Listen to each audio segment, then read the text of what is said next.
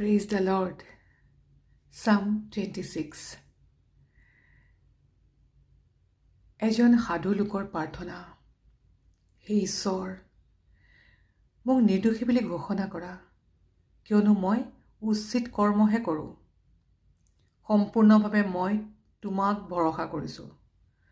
হে ঈশ্বৰ, মোক পৰীক্ষা কৰি চোৱা, মোৰ ইচ্ছা আৰু মনৰ ভাৱবোৰ বিচাৰ কৰা, কিয়নো তোমাৰ চিৰস্থায়ী প্ৰেমেই মোৰ পথ প্ৰদৰ্শক। তোমাৰ বিশ্বস্ততাই মোক সদায় বাট দেখুৱাই নিয়ে। মই অকৰ্মণ্য লোকবিলাকৰ লগ নলওঁ। কপটীয়াবোৰৰ সৈতে মোৰ কোনো সম্পৰ্ক নাই। মই দুৰাচাৰীবোৰৰ সংগ ঘিণ কৰোঁ আৰু দুষ্টবোৰৰ পৰা আঁতৰি থাকোঁ। আমেন. Thank you, Jesus. Thank you, Holy Spirit of God.